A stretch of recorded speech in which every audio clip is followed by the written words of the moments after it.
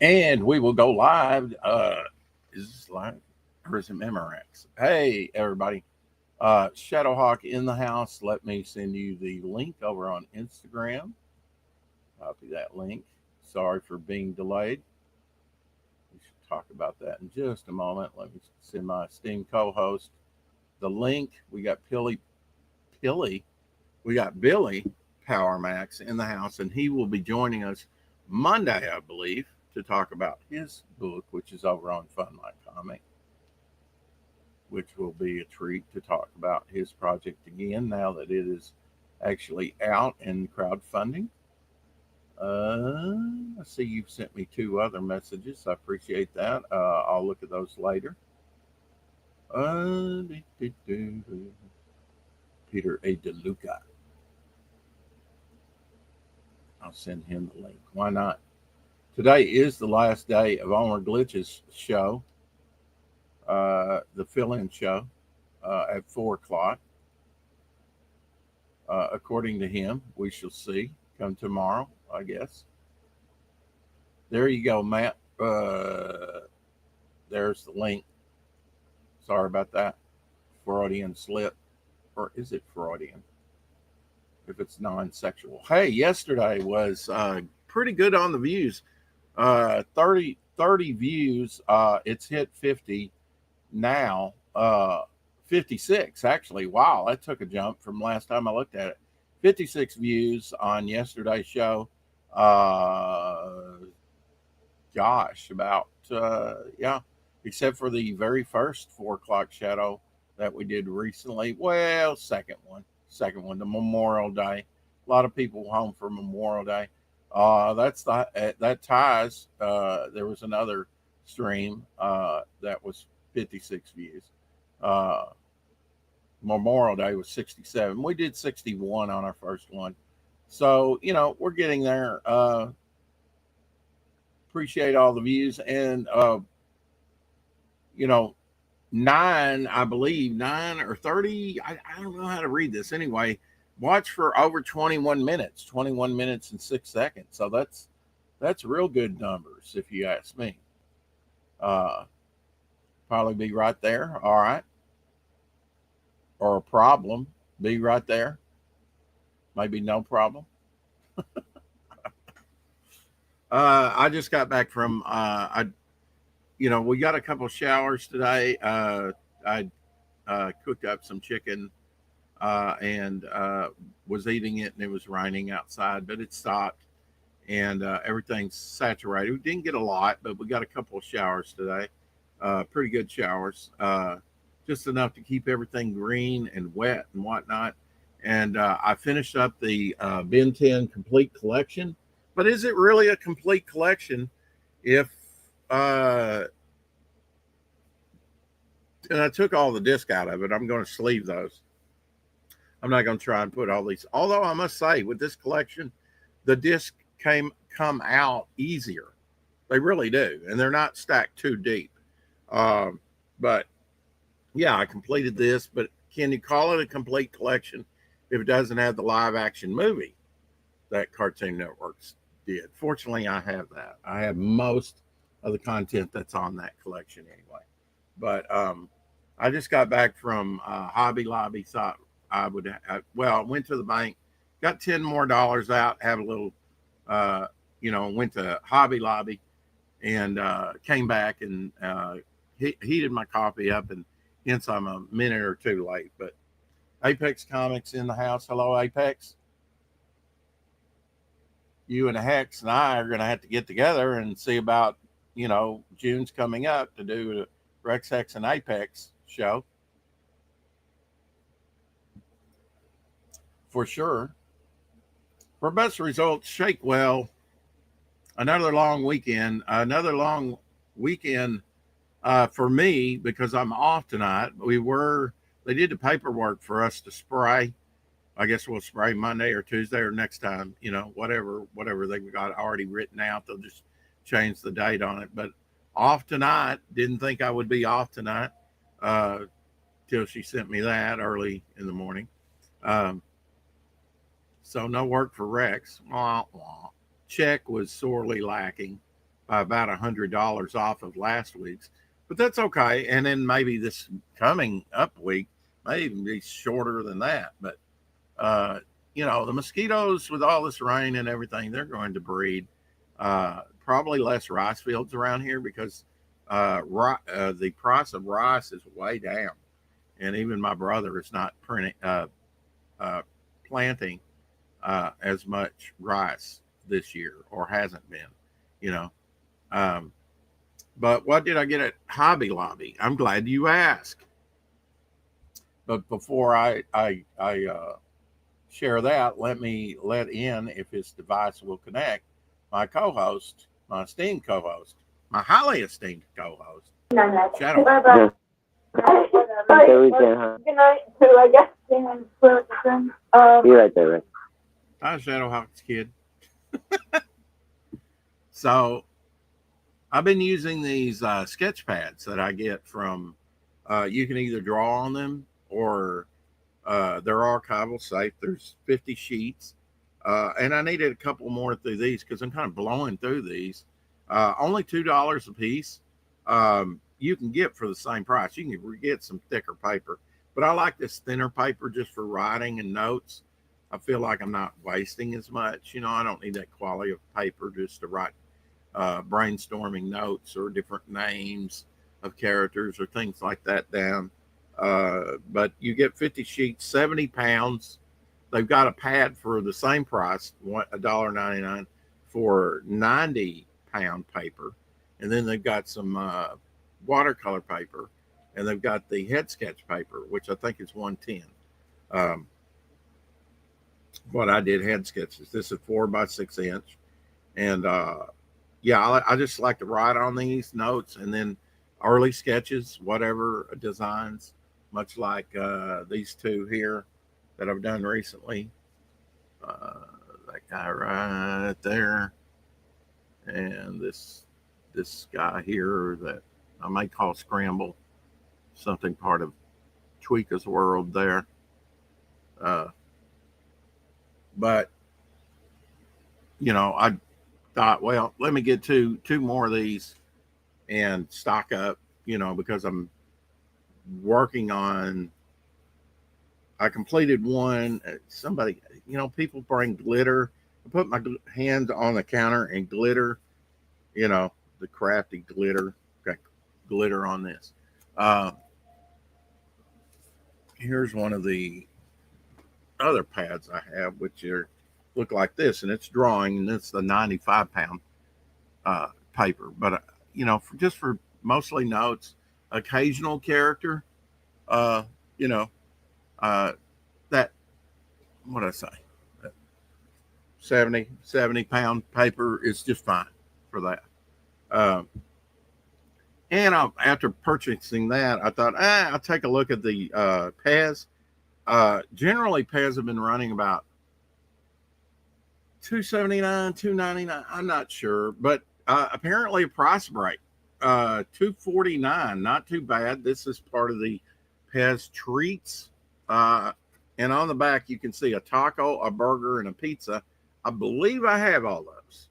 Now, that's what they look like, right? If I can, there we go. I don't know why I go the wrong way. There we go. So I believe I have all those.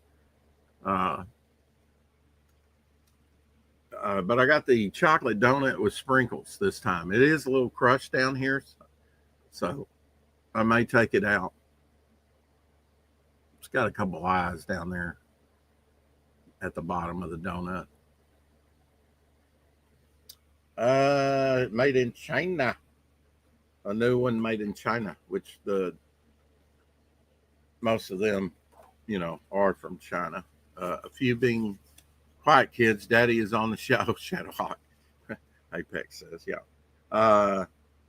Yeah, Billy, can you confirm we're going to do that Monday, right? We're going to have you on, talk about your comic book.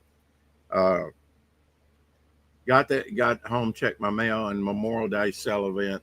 This was pretty neat. Renewal by Anderson. Reservice window and door replacement, which I really need. Maybe out of Memphis. I don't know. You can go up to renewalbyanderson.com and they have a phone number there. Just a little advertising thing, but they did it like a bill, little, and had replacement windows of all type, which I need all my windows replaced. They're all painted, sealed. It'd be nice to be able to get out in the fire, but hey, Anderson patio doors, hinge and gliding, front entry doorways. Installation includes all on installation included on all projects. No money down, no payments, no interest for 12 months. Hurry, hurry, hurry! Offer ends soon. Yeah. Free consultation. They got a little Q code there. Speaking of Q codes, I have to get Callie at the at Pac-Mail, the local printer that I've been using for the ash can and the magnets and the trading cards and things like that, and bookmarks. I paid for the bookmarks today, the Bog bookmarks, double-sided printed. I didn't realize that whether it's color or black and white, they have one kind of set thing on the bookmarks. But it is double-sided printed, so I think they added a dime to each one to be double printed, which I'm fine with. That's good. But I have to get them a Q code of some type to send them somewhere.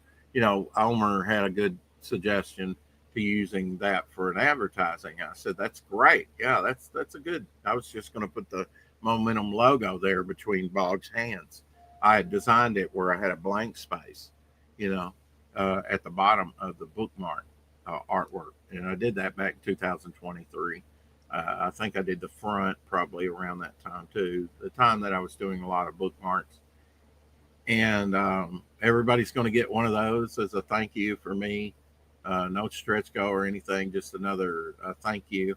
Kind of like the fan card clubs and the 6 a.m. Devil Flyer sticker just for backing the book. A lot, and you might get some more freebies. If you haven't backed Devil Flyer, go back Devil Flyer today so that you can get your own club card. It's going to be the last time you can get a founding member club card, whatever we're calling it, and that entitles you to free stuff all year long. As Shadow Hawk, you well know. Hello. Sorry about that. We had a bunch of noise going on over here. I had to wait until it quieted down a bit. Billy Powermax is free today. Get him on, Rex. Okay. I'm getting shadow banned by Rex. Well, I thought we were can't do Monday. Okay. You're free today. Okay. Well, let me drop you the link in the chat and we'll chat about your Fund My Comic. How's that sound to you, Shadowhawk? We'll just get Billy Powermax on here and talk about his book. Haven't talked to Billy in a while.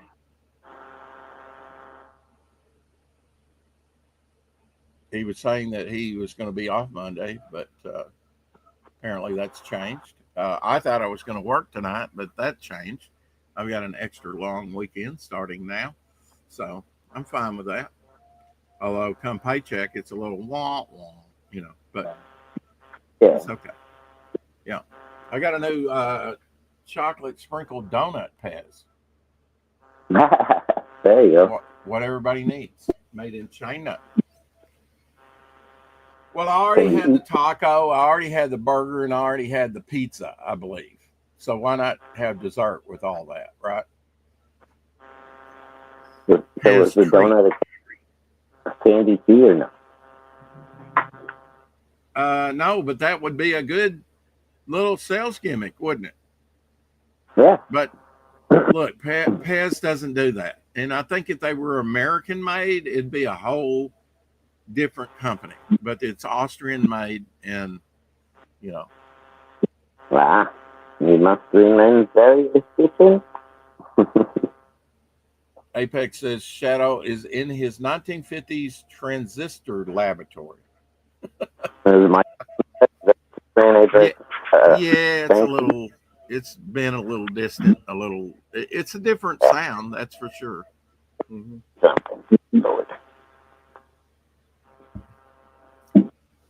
As long as we don't get snap, crackle, pop Rice Krispies. Just go back and watch the show and see what the audio was like yesterday. I was saying that we got very good views for yesterday, Shadowhawk. I watched how long did people watch for, and on average they watched for over 21 minutes. So that's good.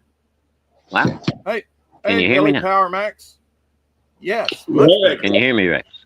Yes, much better. Shadow, hello. What's going on, guys? What's up, Billy? Much, man. How you guys been? Hanging in there, brother. Hanging in there.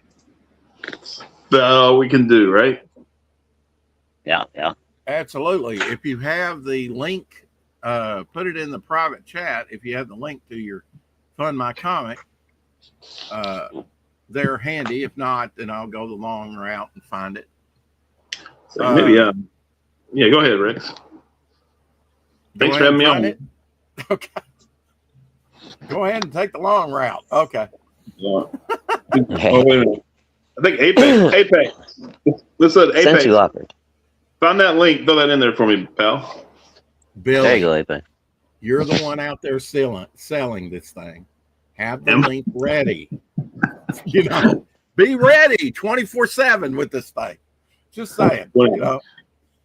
Oh, man. I know it's a hassle, but if you want to sell more than 2 books, you got to do it. I've sold a few more than 2. Well, yeah, I'm just throwing that out there. I got you. Yeah.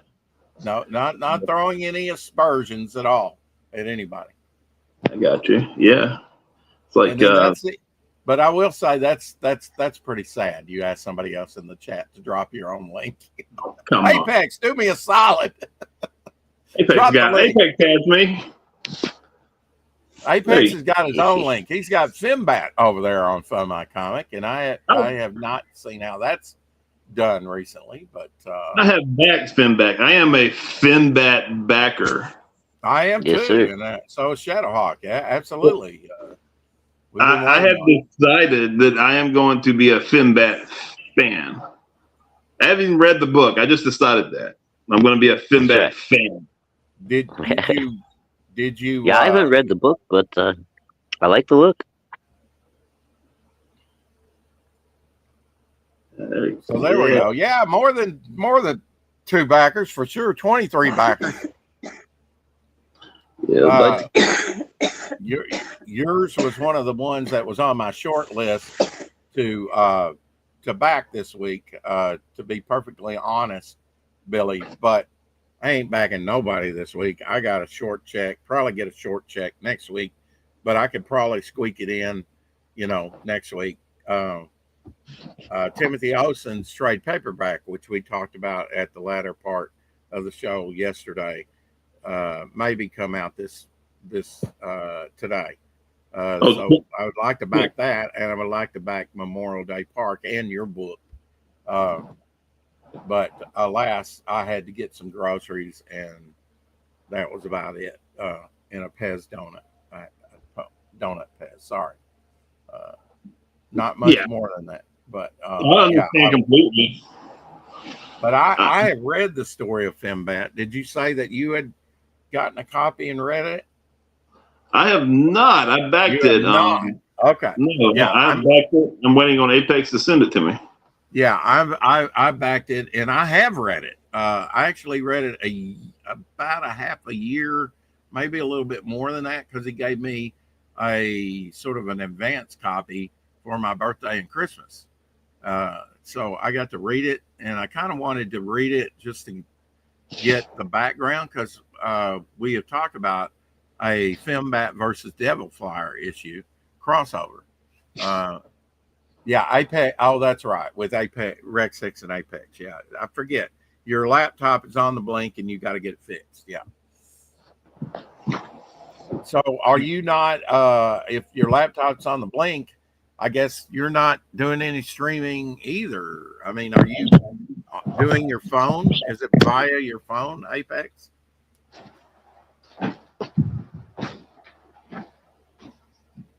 You see, I warned Apex about looking up those naughty sites that get you viruses, but he didn't listen to me. Now I don't know about playing the trailer with audio. I just have got to figure that out. This is yeah, you can play it if you want with audio. We could talk about it. Well, let's see if you hear any audio with this. This trailer was always meant to be a buffer trailer, and it's been a source of much controversy.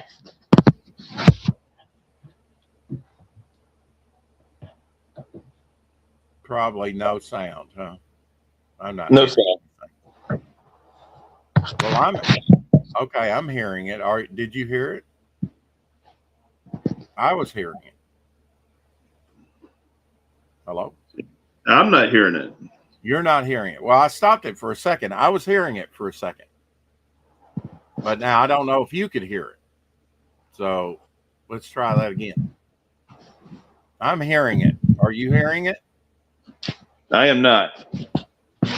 Okay, so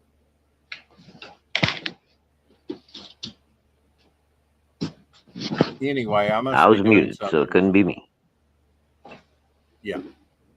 Let's see what we have here. What are you hearing?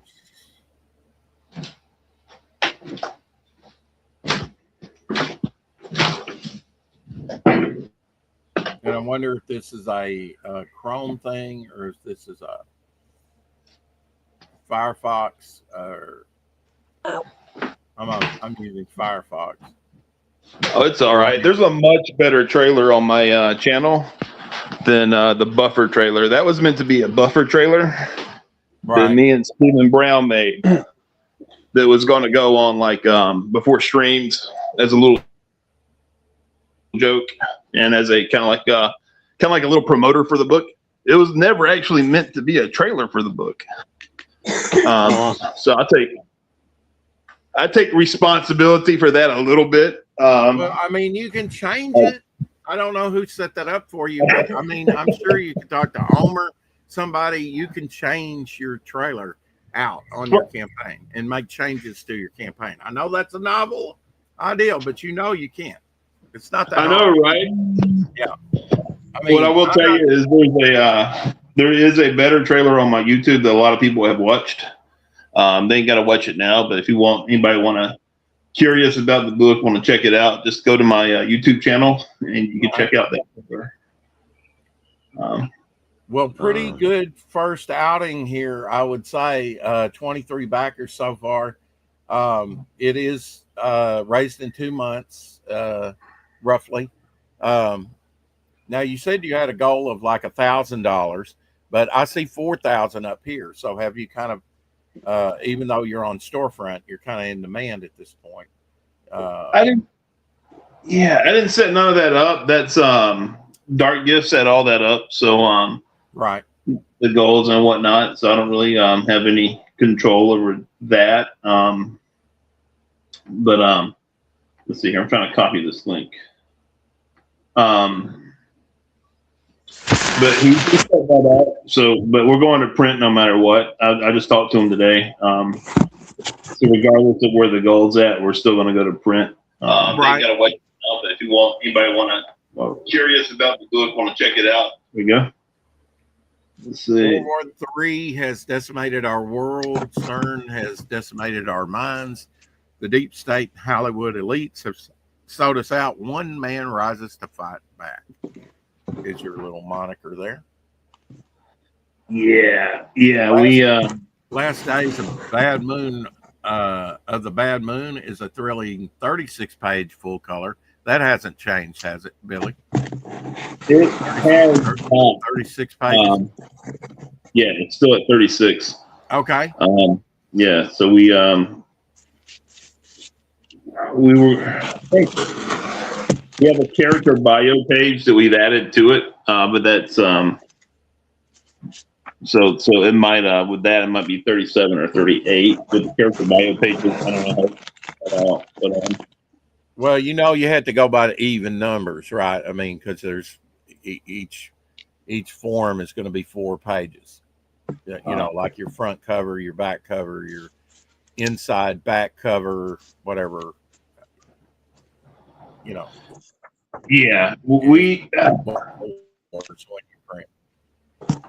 this is all new to me. You mean what is that? Well, it'd be like taking this. It would be like taking this page right there and folding it. All of a sudden, you've got 4, right? You've got the front, you got the inside front, inside back, and back. You got to go by 4s, and everything stuffed in that cover, or it's going to be like this by 4s, right? I'm still trying to figure that out on mine. Exact page. Well, yeah, I mean, it's going to be 48 pages, but and then if I wanted to add 4 pages to it, it'd be 52, and if I wanted to add to that, it would be 4 more added to that. Extreme paper noise. There we go. Thank you. We you can go there. Well, had to crank up my laptop. That's not your trailer though. No, it's not. I'll put my trailer in there. Hang on, let me get that in there. We'll play that bad boy. We'll play that bad boy. Well, we can play it, or you can, or something, but I don't know if we're going to have audio on it. I've got to figure that out. That's my bad, but let's try this. Yeah, so I this is my first campaign, so I'm learning a lot as we go. There's been some trial and error. The one thing that hasn't changed is the book, though. I mean, the book's the same. The way I've kind of promoted it, and the way I've kind of marketed it, that's changed. And I probably asked you some of these questions before, because we have had you on before talking about this project before you ever launched it last year. A couple of times I think we've talked about it, and you've been out in the chat, of course, promoting it, which is good. But now, why did you go with Dark Gift Comics to publish your comic? Poor judgment. Oh, really? Okay. No, I'm joking. Dark Gift's been great. I'm joking. Okay, I'll let him know. Sure. Dark Gift's been awesome. I'm just messing around. I was shopping it around because some of the stuff that I have going on in my life right now, I couldn't really because I have a full-time job and promoting and starting the page up. It was just not anything I could do right now. So I thought a publisher would be the easiest and best route to go. Yeah, and so, and so we were shopping around. We had a couple other people, and there's one other guy that wanted to do it, to publish it, but he had a lot going on at the time, and he wasn't even putting out any of his own books. So when it came time to, we were asking when me and Steven were shopping it. We came up, Dark Gift was on the list, and Dark Gift said yes. He wanted to, he looked at it, he looked at what we were doing, and he said, yeah, I want to publish this. So that's how that happened. Cool. And I don't know if you've gotten to this yet, but you said regardless of how many copies you sell, you're going to print. I take it he's doing small print. I don't know, but do you know what a minimum is that you're going to probably print? You're going to overprint a few for like conventions, or going to do anything like that, or try and do anything, or just maybe future, like maybe put a few of your extras maybe on issue 2 if there's going to be an issue 2. I'm hoping we do all of that. There is going to be an issue 2. So I'm hoping we do all of that. I'm hoping to do some conventions and take some books with me and get the book out there. You've been working on this project for a while, haven't you? I have. It's been a weird process for me as a writer working on it, because I finished this book in 2023, and then I finished it. Then it got drawn by Steven, and then we had a colorist. String us along that put us behind a good bit. I'm not going to mention any names, just because I don't believe in that. Stephen from Bowcat Studios, right? Yeah, no, Steven colored this because the colors we did had kind of screwed us over. But Okay. that's okay. Everything happens for a reason, I believe. So that's all right. We'll move. You know, everything is about how you can pick up and move on despite what happens to you, right? Oh, That's what absolutely. Yeah. I believe that too. Everything happens for a reason. You might not always like it, but in hindsight, usually it makes you, pushes you to resolve problems that you probably wouldn't and become a better person, more learned. I don't know. Yeah, and so that's what happened. So I'm just like, Steven, why don't you color it? And so Steven ended up coloring it. And I'm very pleased with the colors and what he's done. And so I'm pleased. You know, I was very pleased with it. I thought he did a hell of a job with the colors and the art. You know, it's an indie comic. That being, I'm proud of it. What we've accomplished with it. Absolutely. Yeah, but yeah, I'm definitely hoping that we to take some extra copies to some conventions, and we're going to sell. I'm actually talking to Steven about later in the year about a convention he's going to do and promoting it with him. Artist and writer by together. 36 blacklight tapestry, which is sort of Doc Gift's forte to do those, and then you also have a cosplay calendar, which is quite ambitious as well on the campaign, and a cosplay cover, of course, and print here. And she's an experienced cosplayer, of course, done other things, according to you. She is Madam. She used to go by Madam Blaster. She just goes by Madam now. She's I think this is her third comic book cover she's done. So I was very pleased to get her and have her jump on board. And excited to get her. She's cosplaying St. John. And so I really like the work that she's done. We had a blast. I had a blast working with her to get that cover done.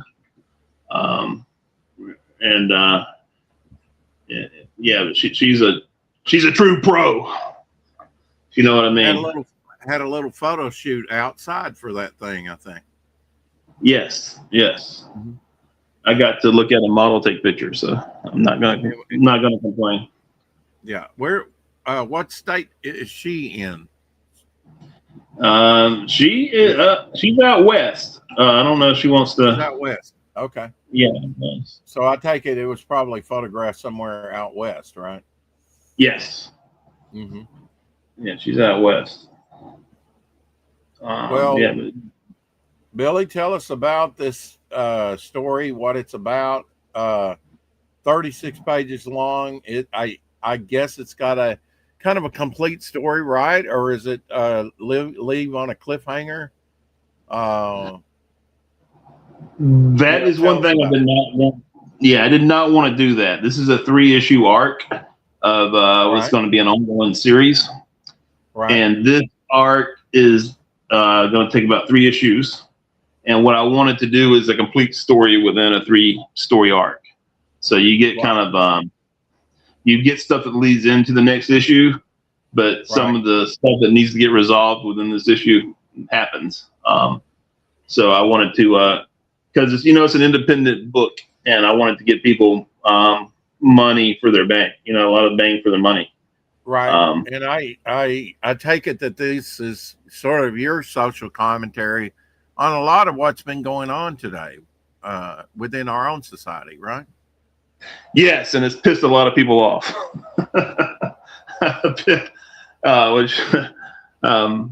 So yeah, a little bit my social, a little bit. It's about what would happen if worst case scenario everything is what this is, and so we World War III has happened. There's been an alien invasion. A new world order has been implemented, and just everything is just gone to shit. And so you got this. What is your main hero's name? His name is Bad Moon. Bad Moon. Okay, so last days of Bad Moon. Okay. Yes, and you'll we dive in deeper to why he's called a Bad Moon into this in the second issue. Mm-hmm. But yeah, he is called the Bad Moon. Stephen Brown cover here on the A cover, and then you got a B cover cosplay cover. And I take it probably the cover artwork's been done for a while, right? Yes, the cover. How do we leave there? Yeah, the cover's been done for a while. I'm not sure when he exactly finished it. And this is full color project. I take it here, full color.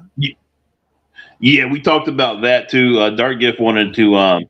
This is his first colored book, I think. Oh, okay. Yeah, and this book for me, because I'm a huge fan of '90s comics, this book had to be colored. Because he talked to me about maybe going black and white, and I was like, nah, it's got to be colored. I couldn't imagine the Bad Moon Bundle Plus here. Let's just go straight for the big cojones there. You will receive everything, including the blacklight tapestry. So what else? What do you all get in that? With that, you get both covers. You get cover A, which is the Stephen Brown cover. You get cover B, which is the Madame Cosplay cover of St. John. You get a print and a calendar and a tapestry. Very good for $100. That's not too bad, especially with the tapestry thrown in there. Very cool. Yeah. So, Madam, the calendar. I don't really. That's going to be Dark Gift's deal with the calendar, but we're going to have some more models for that too as well. So. Oh, okay. And if you don't want the tapestry, but you'd like the calendar and print and 2 books, you got the Bad Moon bundle there, minus the tapestry. Dark Gift gets made fun of a lot for that tapestry, but the tapestry is pretty cool. The tapestry. I basically, Doc Blaylock did a tapestry, on his Pariah Blood and Mud, and he said I'd like to see, because he did the bog artwork for me, did a bog painting, and said I would like to see that as a tapestry, and I said okay, we'll do a tapestry. So I have a tapestry that's going to be through Dark Gift up on my campaign as well, even though it's going to be published under my own brand. He's still going to supply the tapestry for the campaign.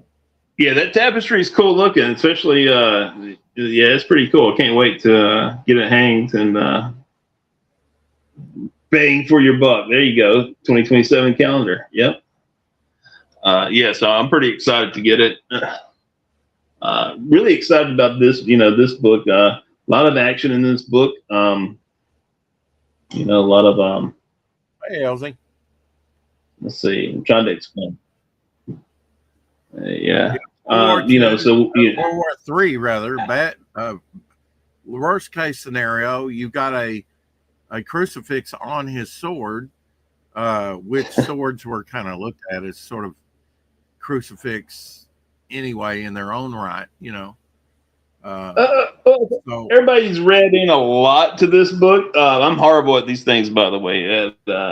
Talking, I'm better at writing than promoting and getting out here and explaining a lot of stuff. But the book has been highly controversial in some ways because people don't know quite what to make of it. And in a lot of ways, I feel complicated. I feel complimented by that. Because I've heard people tell me it's a religious book. It's not a religious book. It's a conservative book. And yeah, you wouldn't be wrong there. No, you would not be wrong. I saw an episode right before the show of Ben 10 and the villain or whatever. It was actually the Destroy All Monsters sort of 3D rendered movie. That was the last thing in the complete collection that I had to watch. And they were teleported to Rio de Janeiro with the standing cross like this. So does that make Ben 10 religious just because it has Jesus Christ imagery in a few scenes? I don't think so. It's funny how putting a cross on something makes people angry. I wasn't prepared for just how angry this book was going to make some people, but some people are weird. You could probably put on the crescent Muslim moon, the Buddhist symbol. Look, people don't care if you say, I love God, because that could mean anything, right? Your higher power, whatever. But you say, I love Jesus Christ, and they're going to come after you. Yeah. Well, this book is non-apologetic. I will apologize. I'm on the record right now, right here and now. Y'all are my witnesses. I apologize for absolutely freaking nothing. Okay. Okay. Well, thank you for joining us. Really appreciate that. Where'd I go? There I am. No, I apologize sorry for about nothing. that, boys. I'm having all kinds of audio issues over here. Yeah, you weren't going to apologize, so I just kicked you, Billy. That's all it was. Oh, okay. But you for a moment, yeah. But so we got CERN in there. Hey, so who was that?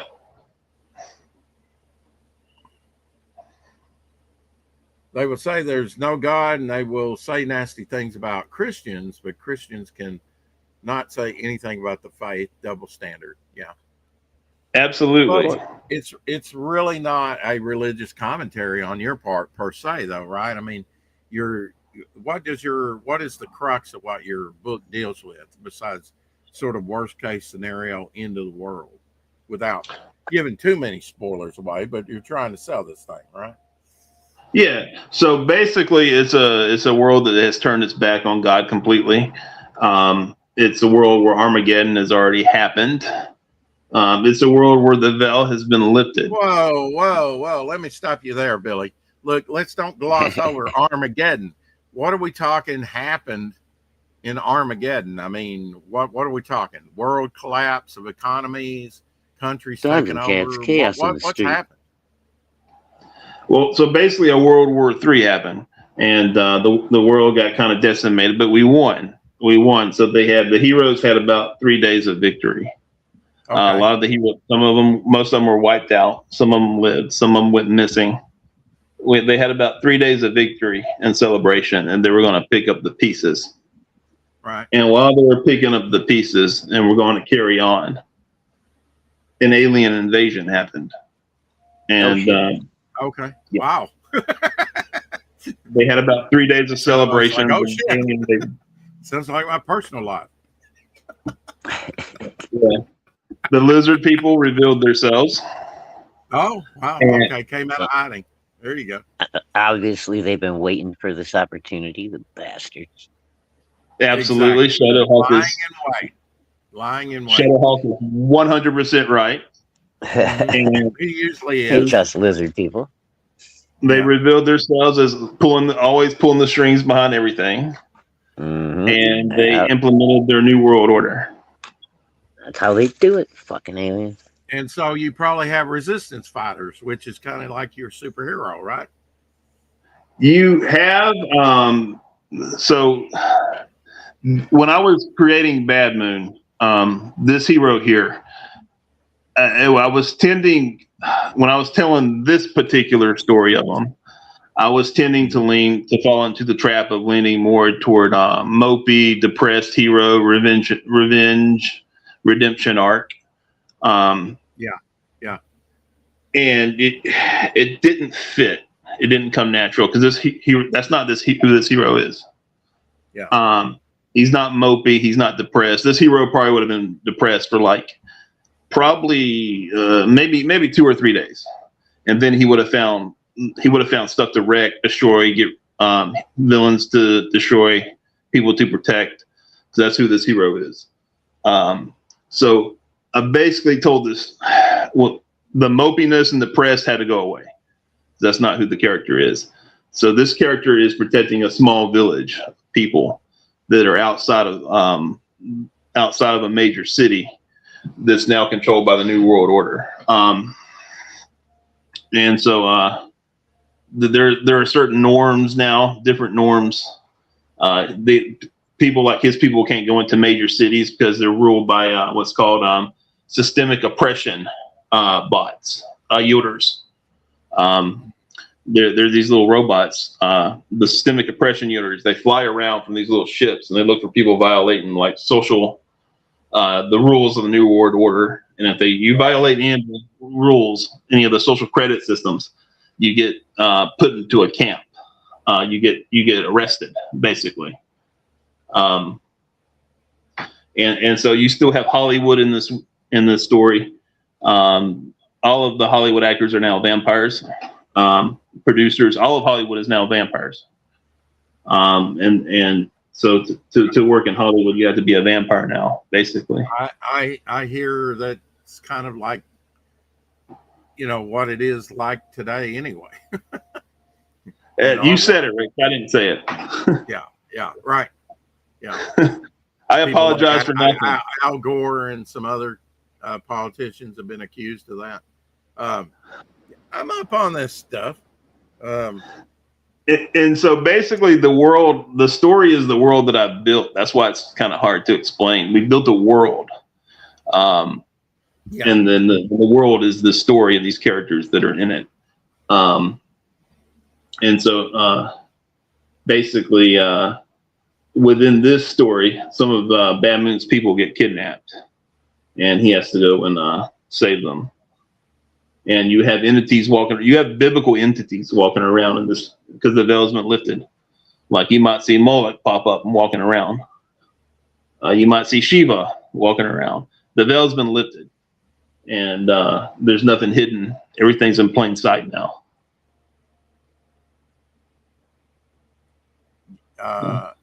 Okay. So the veil's okay. So how do you translate your story, which you said that you originally kind of said, okay, I got to change this character. And that happens, you think and rethink, especially over time, if you give yourself enough time, and how do you convey that to your artist? Do you do thumbnails? I do thumbnails. I do it different ways with different artists. But how did you do it on this project? Convey what you had in your head and what you wanted to see on the page. Well, so I kept giving with Steven, I kept giving him messed up stuff to draw. I was like, let's see if you can draw this, Steven. And he did. I was like, well, okay. Well, if you can draw that, can you draw this? And Steven was like, yeah, I can draw that. And so I kept giving him this when I would write panel direction, I kept giving him more just insane stuff to draw, and he would deliver, and he had a blast drawing it.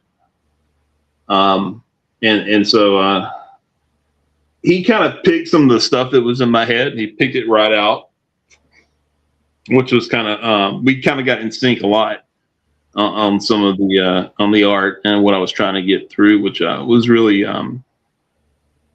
really great because this is my first time working with an artist. Will he be doing the art on issue 2? Or maybe as of right now. Yeah, as of right now, he is. Yes, we are working on. We are actually working on a project for issue 2 that's actually going to come out before issue 2. And it's going to be another music video like we made for this one that you can find on my YouTube. Because we got a music video for this comic book. It's kind of like a music. It's kind of like a music video and a trailer in one that we made, and we're pretty proud of it. And we're going to do the same thing for issue 2. And why Fund My Comic? That is, I think Fund My Comic is actually going to be the future for a lot of independent creators, especially like me, who have maybe what can be considered controversial topics in my book. Yeah, because, I guess so. When you get into some of those topics, they kind of shadow ban on Kickstarter or Indiegogo in the past. Well, yeah. So one of the things that is in here too is the Mandela effect. Is one of the things because the hero, the Bad Moon, is going through the Mandela effect. He's having memories and stuff that he doesn't remember having. he gets powers that he didn't have, that weren't never his in this lifetime. Yeah. Kind of a deja vu type situation. Absolutely, just like that. And people he's never met before, events slightly changed that didn't happen or occur the way he remembers them. And he realizes where did the robots come from? The robots come from. That's going to be revealed in issue 2. No, damn you, no. Yeah. The soy bots. Yes. Systemic oppression yielders. Yes.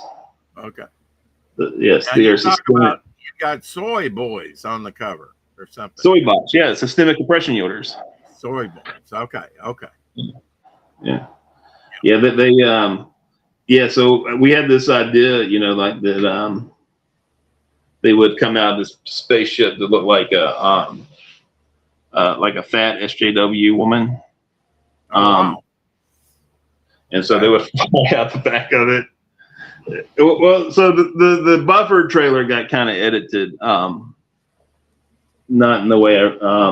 But this is kind of your fight against wokeism, right? I mean, to a certain degree, with this story.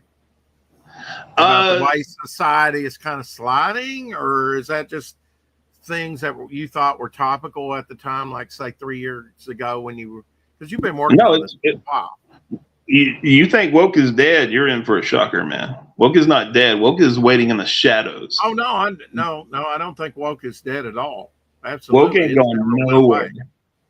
Yeah, woke is nowhere. Absolutely, it's destroyed. It's destroyed everything, including comics.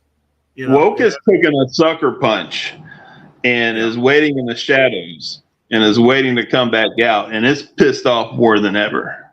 Oh, sure. Absolutely. It ain't going nowhere. It ain't going nowhere. But it really isn't. With the way I tried to explain it to Dark Gift and to Stephen is that it's not really anti-woke as it is anti-woke, but it's telling a story of the horrors of wokeism. What could be the reality if everything is as if the apocalypse and the destruction of the world wasn't bad enough. Yeah. So basically, it's everything notched up to the worst place you could take it.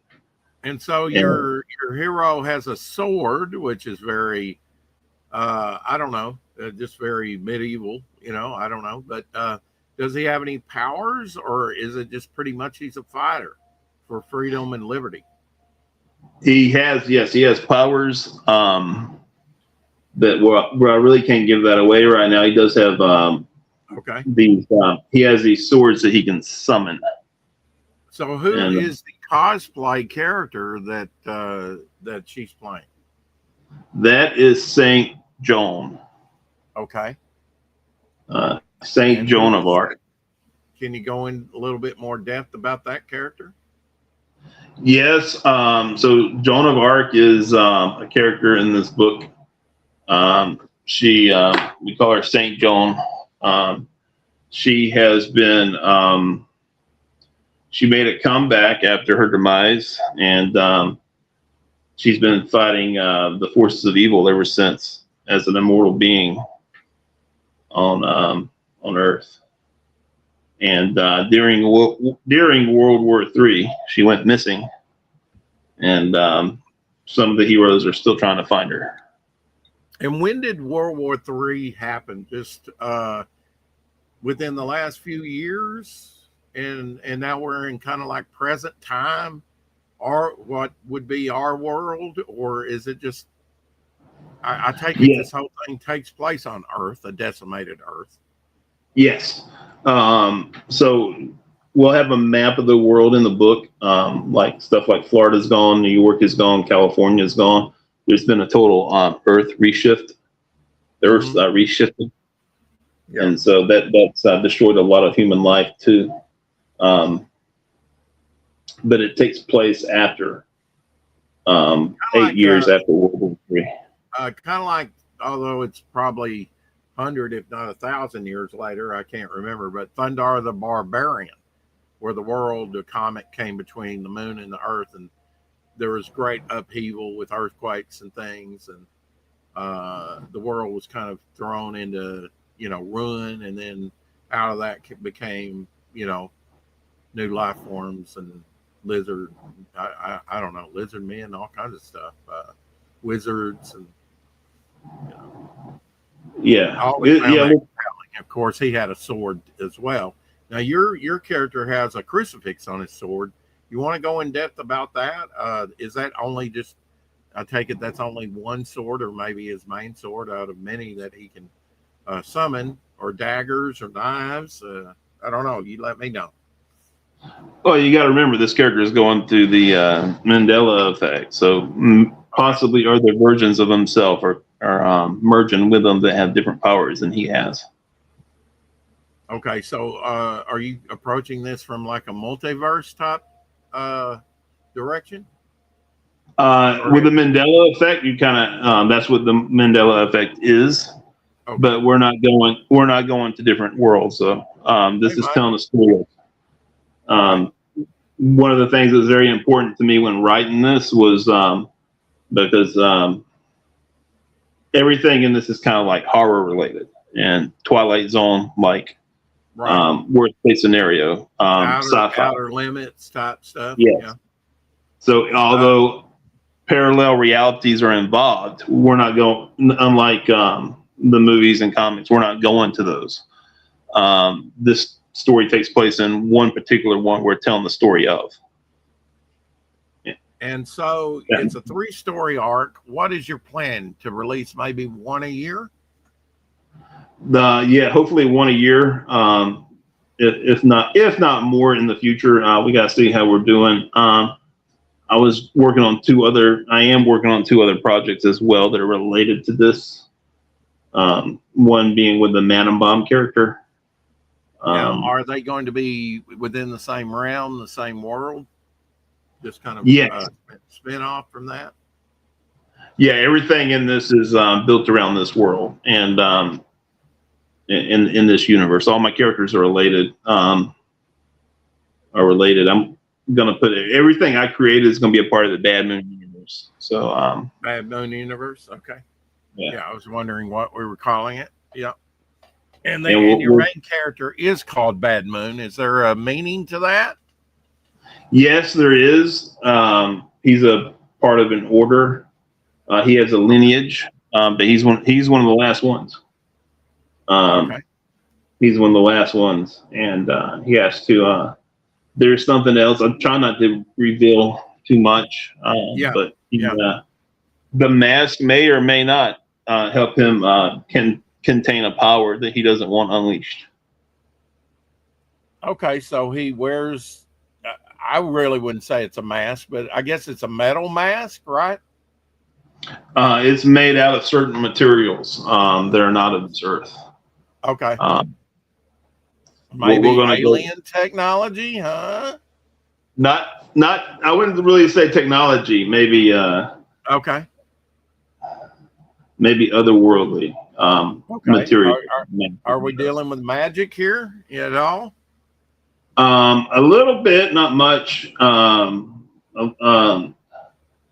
much. Okay. With that, I will say, if you wanted to look for his origin and who his people, where his lineage comes from, I would look toward maybe Celtic Druid. The Druids is where I would look for. If you wanted, we're going to dive into that. We're diving into that straight up in issue 2, the first few pages, where his lineage, where his people come from, what he's all about. So I don't want to give that away yet because I'm throwing a lot out there with this already.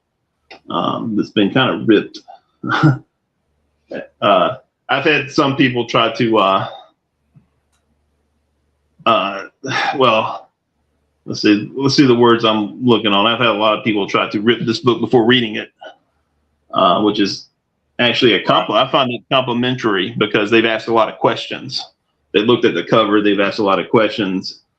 They've listened to the synopsis. They've asked a lot of questions. I think that's good if you're asking questions. I want people to ask questions. The worst thing I can have is a book nobody's asking questions about. in my opinion. So Absolutely. I think, a little controversy might help the project overall, for sure. yeah, and that's the thing, it's just a comic book. I wasn't trying to write Charles Dickens' Great Expectations when I made this. I was trying to make a book that was fun, like kind of like a lot of the books that I grew up with. I was trying to make something that was entertaining, no lulls, And no was it fillers. mostly independent stuff for you, or was it Marvel, DC, a little bit of it all? What was it? What was your background in comics? I grew up on 90s comics, huge Punisher fan, huge Wolverine, Batman fan. X-Men, probably growing up, was my favorite comic book. And so I like those stories where they had a lot going on. I like those kind of comic books. A lot of stories within stories are kind of my thing. Yeah, you can have a main story, some subplots and things. X-Men was really heavy laden with that for a long time through Chris Claremont. He'd have the big story arc that might run for like 2 years, which was kind of novel, really, like a soap opera. I mean, or a movie serial, like the old movie serials before we were even born, Absolutely. Yeah, just like that. Chapter every week, we called them cliffhangers, And the characters had relationships. Oh yeah. Yeah, we're on the same page. That's where I'm just now getting into making these connections of relationships. I'm just now getting to that point in my writing, of like who's going to be boyfriend, girlfriend, whatever, or friend and friend or whatever, making those connections is part of the fun of it. If you were a superhero and you dealt with a lot of crazy stuff, like life and death situations, saving the world, saving people, stopping supernatural threats, you would develop interpersonal relationships with the people you did that with. That's just only natural. And you would probably, they would be the people you would have the most in common with in life, would be the other superheroes you did this with. That's very true. I mean, that's who you run with. And also it's a high stress, although we don't see that in comics that much, but it would be a high stress situation that you would be putting yourself in all the time. It seems that's been like a lost start. There's only a few writers that I can see now that do that in modern comics still, and I still read modern comics. They don't have these interpersonal relationships. They just tell a very generic story. Threat happened, heroes doing this, and one thing, I think it was a Disney animator that said this, one of those that worked back in the 50s, 60s, whatever, back in the golden age of animation. He said, whoops, lost Shadowhawk. But he was talking about a personality, the interpersonal relationships like we're talking about. But he took it a step further, or character development. I think that's what he was saying, that you had to, once the audience sees your characters as a personality, you've achieved what you need to achieve with that character. I mean, not that you can't go further with it, but they need to identify that character with a certain personality. It needs to become a personality. Now, what he meant by that exactly, because you do need good characterization. And I think that's what's lacking from a lot of writing nowadays. It's like sometimes you want to get slip bang to the action in a story, but you also want to have that interpersonal relationship, that deeper sub story going on. Yeah, you're 100% right. That was one of the fun things about the X-Men books. Because there are the interpersonal relationships that they have.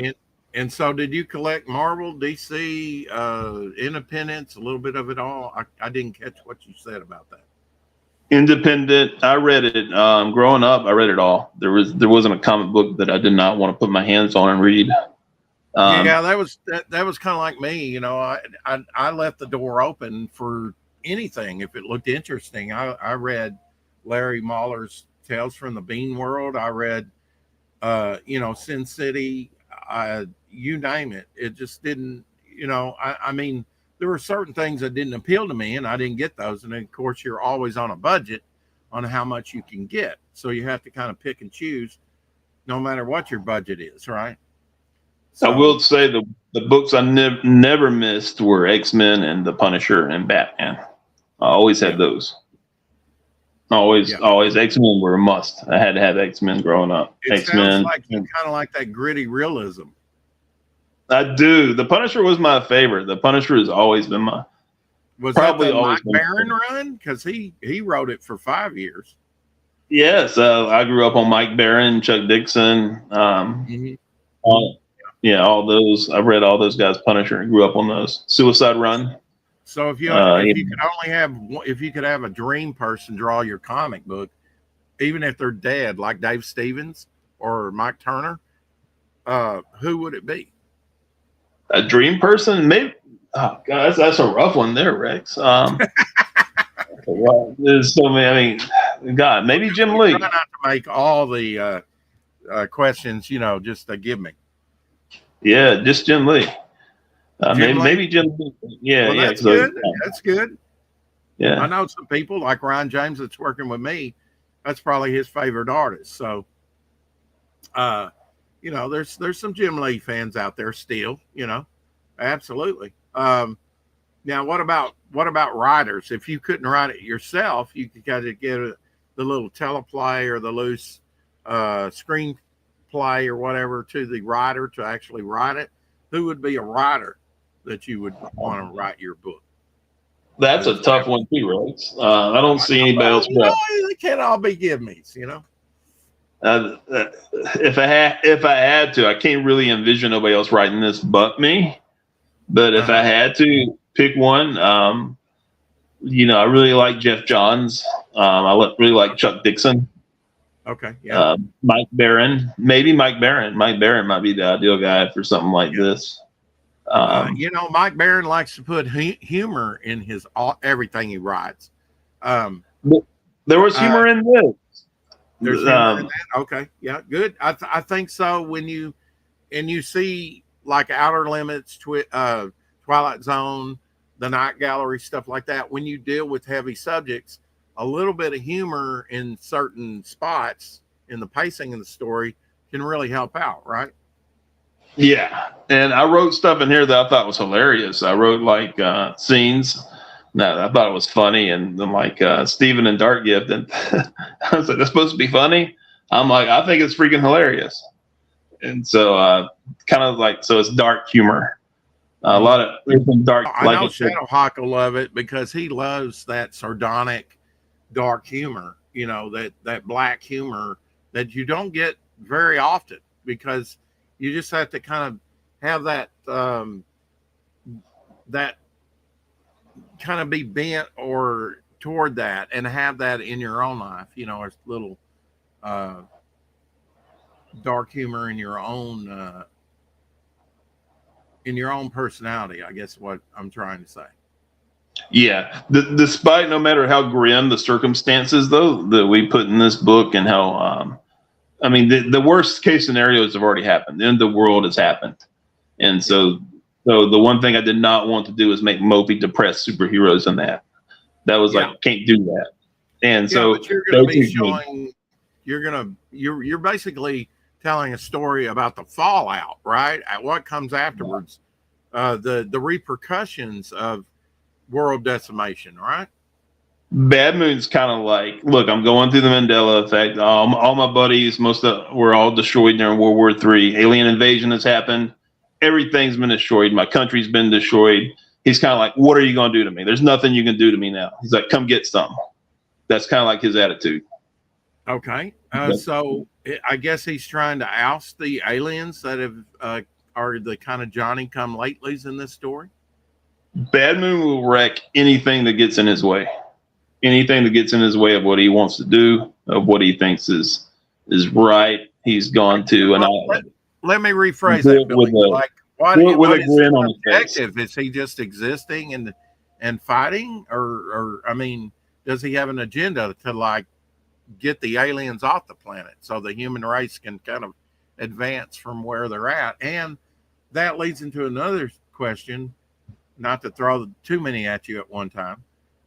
So what is his agenda? Is it just to go around fighting, or and what is the population of the Earth after the apocalypse? How many people are left? It's decimated. There's way less than half of the population has been wiped out. So you're talking maybe somewhere around 4 billion people. Yeah, left. Left. Yeah, if and that. So what is your main protagonist? Your hero? What is not really protagonist, but the hero? What is he? What is his agenda? Or is he just kind of like a wanderer getting in these situations? He gets into a situation where he's protecting a small group of survivors. Right. Okay. They're under his protection, and so he has to. A situation occurs where he has to go and get some of them back and protect them, and that leads to a larger adventure and to things that he didn't think were no longer situations, and present themselves in this little adventure he gets into that he thought were no longer available with the options that arise. And so he's opportunistic, and so he takes those he takes those opportunities and rides with them. If that makes sense. And so what is the agenda of the aliens? They've totally taken over and enslaved the human race, pretty much? Yes. Yeah, there's a new world order. They're on the earth now. The veil's been lifted. You have biblical entities running certain spots of the earth now. And then so that's they basically won. There's basically the Letus Utopia is on Earth. So I didn't think they were. Do they want to colonize Earth? Do they want to just enslave it and sort of run it and rob it of its natural resources? What is going on with the protagonist here? All of that. All of that. Okay. Yes. Yeah. And so, do you talk about their home planet, or is that in future issues? That a little bit of that gets discussed in this issue, and a lot more of it will get discussed in issue 2 and 3. Okay. Yes. Hey, David, where'd David go? It was good to see you, David. I appreciate you coming by. Man. We are back daily, and sorry we were kind of impromptu did this interview. David, come back. Sorry I didn't give you top billing, Billy, but I'm glad we're here talking about it now. I'm not afraid of impromptu interviews. I'd rather enjoy them, you know. No, David, come back. I was looking forward to talking to David. Yeah. Well, I mean, if he wants to come back, I'll drop him the link again. I did dissolve the link after he came in, but I thought we were gonna too many people in here. He was being very polite, just listening. He's good to come in and listen and like some of the comic talk and interviews and stuff that we do, and we like his content over there on his. Look, anybody to listen to me. Yeah, anybody to listen to me ramble. I'm horrible in interviews, so. Well, I'm trying to make it easy, but you're not making it easy. I'm bad at interviews. I've had worse. You've had worse. Yeah. It's like on Liar Liar, the movie. You know, they walk in. I think it's in the. It might be a different scene. I'm thinking they're getting into an elevator or something. He says, "So how was it?" And he can't tell a lie. She says, "So how was it?" And he says, "I've had better." I've had worse than you, Billy. Believe me. Nails on a chalkboard worse, you know. Hey, David, I just subbed to David. David's channel looks cool. I just That's subbed to good. him. Yeah, I've been subbed to him we've had him on years and years and years ago when he was going by. I think he would call himself Hot Dog, believe it or not. But yeah, David, he's up in New York, I think, and he does daily broadcasts on YouTube. And go check out his channel for sure. If you had the link to that, Billy, put it out there so somebody else can subscribe to him as well. You know, do a guy a solid. Oh, thanks. Bo Coulter said my interview was good. Thanks, Bo Coulter. I appreciate that. Yeah, I'm rough around the edges, not very good at that, but so it's my first book too. So now you described you had a full-time job. Now, how do you juggle your writing and developing and stuff with your full-time job, and then I take it a family life as well? Is it hard? Is it difficult to stow away and have minutes to write, or do you just write it down when it kind of comes to you? Eric and Boyd in the house. Hey, Eric. Hey, what's up, Eric? Eric's cool. The writing process for me, I don't like to force nothing. I like to let an idea come to me. So if I'm at work or if I'm doing something else and a story, I can't ever turn it off. It just Right. when something And I comes don't to me, think it comes you to me. should. I don't think you should. If you want to advance and do something, you need to keep that tape running all the time. I know that's the way. You know, I had Timothy Olsen yesterday at the end of the 4 o'clock shadow, and we talked about his book, and behind the scenes we talked a little bit after the show, and he said, and he always asked me the same question: how do you keep this straight, Rex, all in your mind? You know, and it's like you don't turn it off. You know, you're always adding to and developing, taking away where it needs to be taken away. You know, you never turn it off. I think you're right, Billy. You don't need to turn it off. You need to now if it's decimating your normal life, maybe it's saying you need to go up in a cabin with a typewriter and you know, give it a shot. I don't know, but you know, you don't want to ruin your real life relationships around you. But you know, I think it was Shakespeare just said, "To thine own self be true." Right? If you need to be able to express yourself as a writer, as a creator of any type. Yeah, that's it. And basically be true to the story. This was the story that I wanted to tell.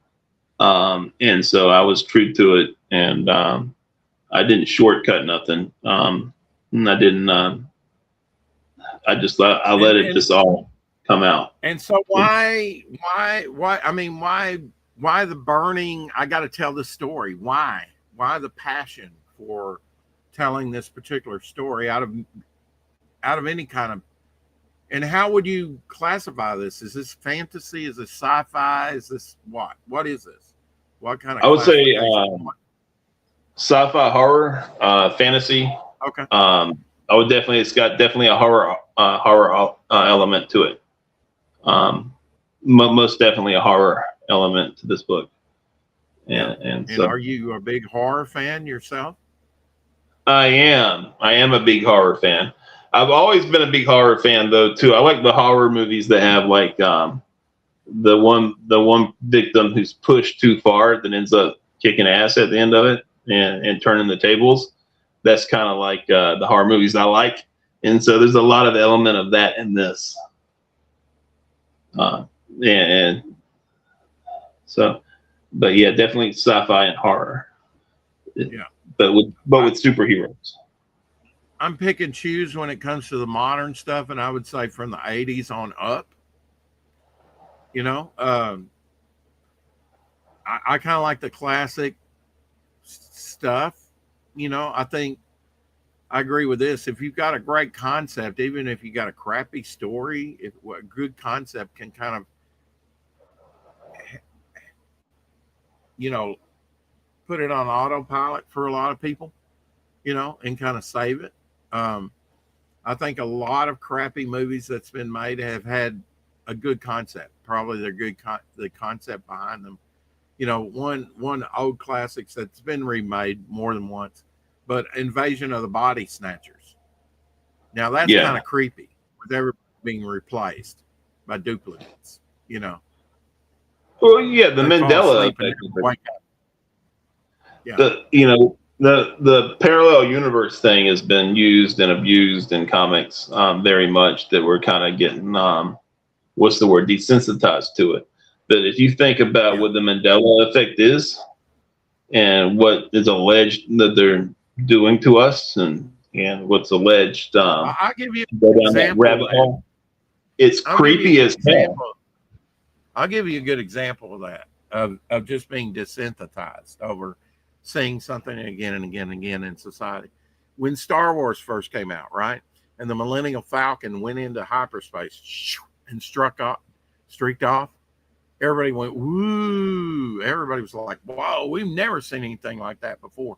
Now it's passe. We don't even think about it. The Enterprise streaks off. Millennium Falcon, everything else in Star Wars streaks off. We don't think a thing about it. But when it first came out, whoa, blew everybody away. Now we don't even, we're just desensitized to it. We've seen it a million times, you know. And yeah, there's a lot of desensitized people in society for sure nowadays. Yeah. You know, and so basically my job was in this book is I wanted to throw stuff that people ain't seen before. Because we've seen it all. We're a generation, you know, now that has 24/7 news media, sports, movies, whatever you want, 24/7. In your local town, you might not even have a Waffle House that's open 24/7, but if you go on the internet, it's 24/7, and with online streaming. I remember a day when TV turned itself off. Yeah.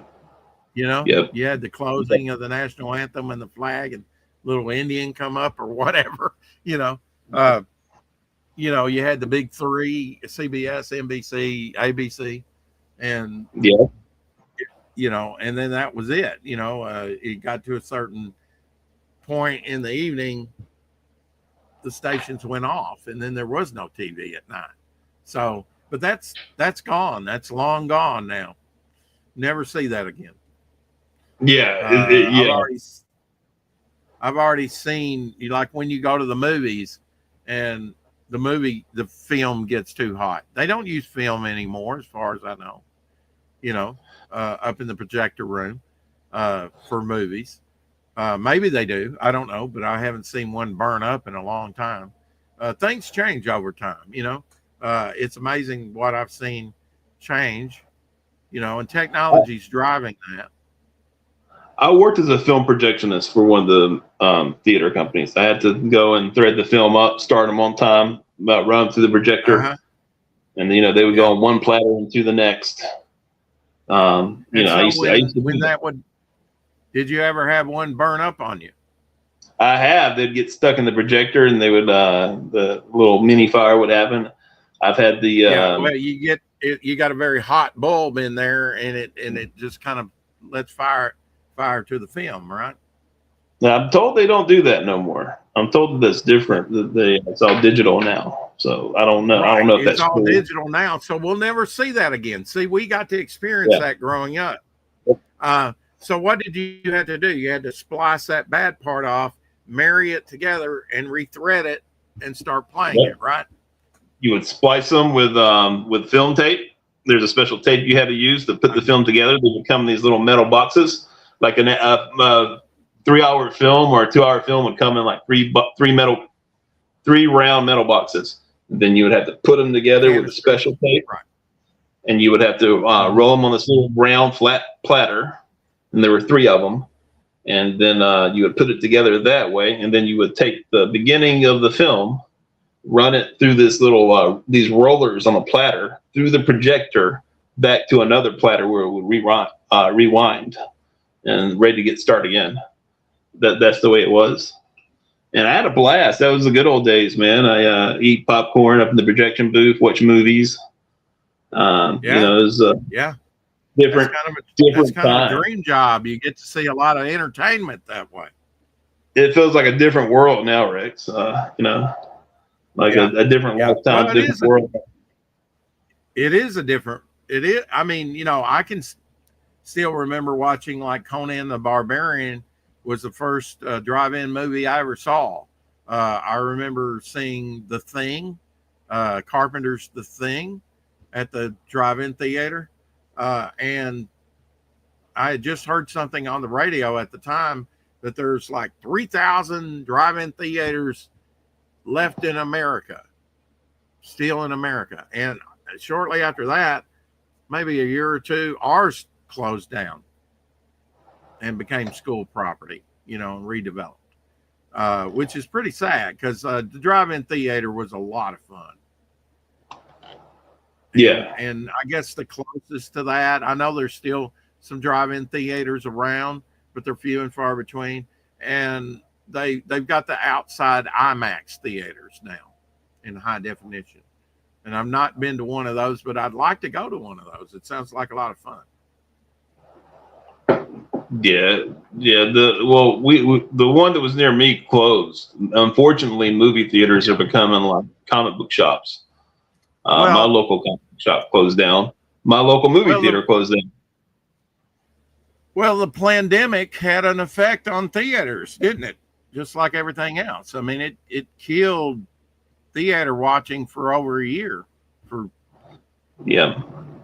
I remember before that, the last movie I saw was The Joker, the good one, the first one. And then the first movie I went back to the movie theaters was Venom 2. And I remember I was just so happy to be back in a movie theater, how much I loved Venom 2. And I know Venom 2 is not a great movie, but I enjoyed the hell out of Venom 2 because it was my first trip back to the movie. I own Venom 1 and I own Venom 3, but I skipped 2. I did go see 2 at the theater when it came out with John Fernandez, who's my artist. Yeah, I like it. I look at those. I look at the Venom movies as very good B movies. Well, I think Sony's doing a better job than really Disney on some of these. You know, I like what they did with Kraven the Hunter. That was. I've not seen that. Is it? I've not seen it. It's worth a watch. I enjoyed it. Is it? Yeah, I enjoyed it. It's got Calypso in there, which is a little known character, but I think it adds to the movie. And I like the actor that played Kraven. I think it had a good story arc. I think it was good, complete. I think Sony does a better job in some instances. Now, I think they kind of went off the rails with the Carnage. I'm not a big Woody Harrelson fan anyway.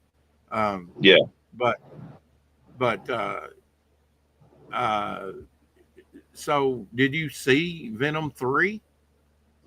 I did see. And do you think that's superior over the second movie? I do.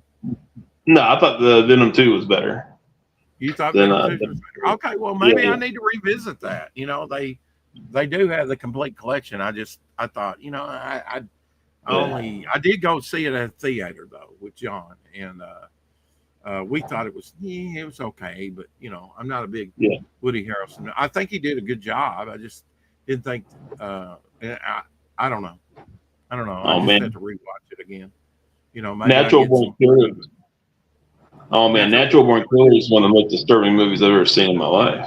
Yeah, that was a big movie when it came out. I mean, really, you know, he was coming off Cheers a few years earlier, and you know, really, I mean, Woody Harrelson has really made the transition from TV to movies like nobody's business. But you know what I find is if you can do comedy, and he can kind of do comedy, you can act, and I think he's an okay actor. You know, absolutely. You know, I think with him it's kind of hit and miss with me, and that's fine. I mean, that's some actors, you know, even actors that I like, there's some movies they do that I just didn't think that they were well suited for, and a lot of times it's just I'm doing it for the money. That, You know, well, it's also that, but I think a lot of it too is the roles they get. Sometimes they don't yeah, always. What I think yeah, we don't realize is that area is competitive, and there's roles they want and they don't get, and so sometimes they have to get other roles, and sometimes that those other roles come across as other performances. Well, Hollywood seems to have gotten away from, if it was a best-selling book, they used to make a movie out of it. They've gotten away from that. They still do that type of stuff, but it seems like they don't do it as much as they did back in the golden age of cinema. You know. Yeah. Now, when you talk about putting three spools on, did you put three spools at the beginning of it at the time, or did you you're running the first canister, and then while that's running, you have to marry it together and put the No, you second took spool on? the three films came in three different containers. So Right, you would have to but take each film out of the container to build one film, like build Legos. one film, and then once it's Yes. built, you put it all together, and it would be put together. Okay. You had to take the special machine, and you had to say, so this goes here with this. Then you would take the special tape, and you would tape the film together. And then you would run it, and it would come out in this big, giant platter. And it would go onto like a little flat platter. And you would run it, and you would start it from the beginning, which would be the previews, the trailers, the whatnots. And it would run through the projector back onto another platter where it would rebuild. In the other early days of film, I know one movie could be a Charlie Chaplin thing would be like a six reels, like you say, six canisters. They would, take time to stop the movie and have an intermission to put another film on, I think, to another roll, I never had to do that. I don't think it was as seamless as it is today, which, like you said, it's all digitized. Yeah, that was before my time. Before when you had to do the reels and grab another one with and put it. With it digitized, it has kind of like the film burn too, which is the pixelation every now and then. Yeah, if it's not transferred right. This makes me think of the scene in Fight Club with Tyler Durden, and he's splicing the special scenes into the film. I've seen in 2 or 3 movies kind of come to mind where they use that burnt film look, and they actually put that in the movie as a gag, or something. Yeah, well, they did it to signal when they had to when it was getting close to change to a change over. They would hear that and see that, and then that'd be, oh, okay, it's time to go put the new reel on. So that was on purpose. I think in the next 10 years, it's going to be 20 years, it's going to be a very exciting thing, because a lot of public domain pictures like Steamboat Willie or Winnie the Pooh, now they're, especially horror movies. I don't know if they're any good, but I've seen them out there, the public domain stuff being, I know Star Wars is going to be big next year because it's 50th anniversary. Pez, which I collect. Pez is 100 years old next year. So I think for Pez collectors, there'll be some excitement about that. I think there'd be more excitement if it was a American-made company, because they would take opportunities to promote it better than what they do. You can't hardly find it nowadays in stores. You're right. But I mean, as a kid, I loved getting the Pez dispensers and stuff. Oh, I did too. You got a Pez dispenser. You got something. You got something cool. You got you had little Batman Pez dispensers. Little Darth Vader's Pez. You got something when you had a Pez. Yeah. It's one thing I don't see no more is Pez's. Where'd they go? What happened? Well, I know that they're here in town. The only places you can find them is like Hobby Lobby, where I bought this chocolate sprinkled donut one today. Hobby Lobby or 5 and Below. That's about the only place in town I can find them anymore. Walmart used to carry them, but not for years. Yeah. They even carried some of the sets. Back in the day, Kroger even carried some. I bought the Disney Princess set there. I bought the Lord of the Rings set. I think there. Star Trek sets. I don't know. They used to carry them back in the day, and now that we got the Mega Kroger, I'm not sure that they do anymore. Yeah. Free Goblin in the house. Hello. Mega Kroger. Yeah, we got a Mega Kroger here. I can't say that I really, frequent it that much. I probably should frequent it more to see if they've actually got a toy section, and a clothing section, a pharmacy, all kinds of stuff in that thing. Oh yeah. After the pandemic, Walmart's no longer 24 hours. Kroger's no longer 24 hours. You can't hardly, besides Waffle House or IHOP, you can't hardly find anything in town that's open all night. That's sad. Your 7-Eleven. And we never got a 7-Eleven here to this day. I've never, maybe over in Memphis went to a 7-Eleven just to say I've been, but I never got a chance to. We just got a Dunkin' Donuts a couple years ago, and they're not that great.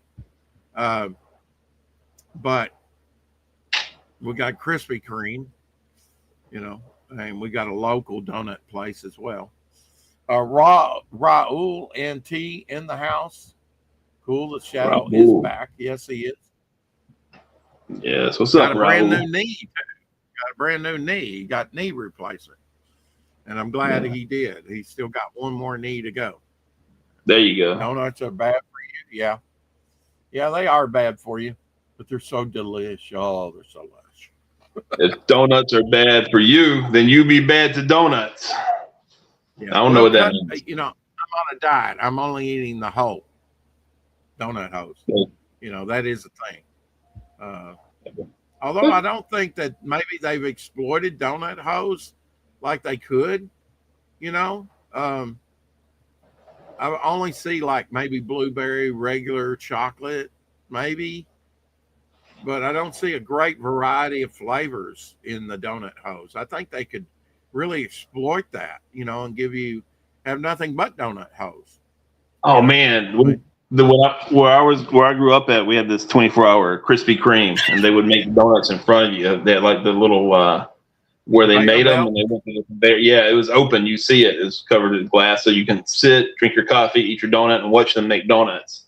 And they had those little cream-filled chocolate donuts. Oh my God, those were like, if you were a sugar addict, those were like crack. Those those eclairs and stuff. That's pure sugar. Yeah. Yeah, it's like death donuts, but they were Goblin saying that donuts are bad for you, but he also says I like the fresh hot ones. Hell yeah. Yeah. I mean, they are bad for you, but they're so just don't overdo it. I think one occasionally here or there, whatever, a couple dozen. Couch. Sometimes. Just don't be a bitch and eat a donut, right? Well, they're cheaper. What I like to do is I like to get a variety pack. But donuts are expensive anymore. I mean, last time I went to Krispy Kreme and got like maybe a dozen mixture of donuts, where I pick them out. I like the lemon filled ones. I'll get strawberry filled and jelly filled or whatever, but I really like the lemon filled ones, a good lemon filled. I will say they've got a good lemon filled donut. I've tasted some bad lemon fields it depends. One place that went out of business that was here for decades and decades since I was a kid and went out several years ago. But years ago, maybe 20 years ago, I go and get their pumpkin spice donuts. They were seasonal, around October, around fall. And man, those, so good. So good. Isn't that a Spice Girl pumpkin spice? It was like a cake donut, pumpkin spice donut. Yeah. Is that the the Spice Girl, the redheaded one? Oh, I don't know. I do have the Spice Girl 4-piece set, the Spice Girls. The redhead ones are hot. Yeah. I never Yeah, listened to them. That was the only reason I knew who the Spice Girl was, is they made a Pez set. That's something they started years ago. The first realistic Pez that they made was Orange County Choppers. Came in a little round tin. Had all three members on the TV show. And then they did Kiss. They got the Kiss members. They did Elvis Presley. They did three of him, like the 50s, 60s, and 70s Elvis. They did one, I don't know why, maybe only in Europe and Asia, but I've got one. Mozart and his wife. And then, of course, they had the presidential set. They did all the presidents. I've got most of the presidents set, except from like early 20th century to modern. The last president they did was Barack Obama, I think, in the set. And they did the presidential seal, which the presidential seal is nothing but what they use for like a hockey puck, you know, because they have the hockey teams that they do. They do basketball teams, football, stuff like that. Oh yeah. College too. They do college as well. So yeah, I mean, if you want something where you got like comics that has a rich history that, you know, is very cultural relevant, you know, especially with the different characters or sports or whatever, then Pez might be for you, you know. I know in 97 when my comic book collection burnt up due to the owner burning the place down. It was arson. I looked around and I said, what is cheap that I can afford to start collecting? And I started collecting Pez. And then later, once I got on the internet, I found out, wow, it's very popular, you know, with a rich history. And, you know, I had Pez as a kid, Casper's, Mickey Mouse, Bullwinkle, you know, all kinds of different ones at different times. Snowmen, Santas, you know. I mean, it was a cheap, you know, 29, 39-cent thing you could get at Walmart. It's the preservatives in the stuff that I avoid. Yeah. Yeah. They still make Hot Wheels. Hot Wheels are still affordable. You can get Hot Wheels for like $1 still. Yeah. Yeah, I mean, I've got I've got thousands of Hot Wheels. I've got thousands of Matchbox. I sold them online for a long time. Now with shipping the way it is, those little bitty items that you just get a little bit of money, and the die-cast being heavier, most of the die-casts now are plastic.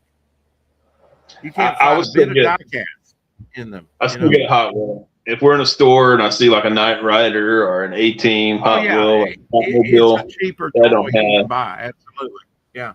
And my girlfriend would be like, she'll be like, how old are you? And I'd just be like, yeah. Hey, where else can you buy a Hot Wheel for about at the Hot Wheel stage? You go. Yeah.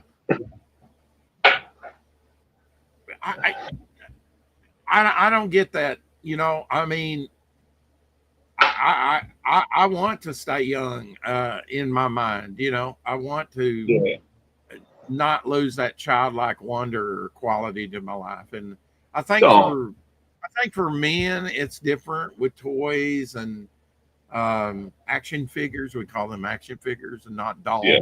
But I mean, I think that's a guy thing, you know. But women do the same thing. They buy 60 pairs of shoes and lipstick and all kinds of stuff too. Yeah, you know, and all just because it's kind of impractical doesn't. Yeah. I mean, you know, I mean, I've got friends that they do not get the collecting thing at all. They do not get it at all. Yeah, they're just not that type of person. Well, they're probably not a creator and a writer. I think that's more of a creator and a writer thing to collect stuff like because we don't look at an action figure like a toy or like a Hot Wheel like a toy. We look at it as like art. We look at it as like a sculpture, like something that to be admired and cherished, like a piece of, like I own this piece of art.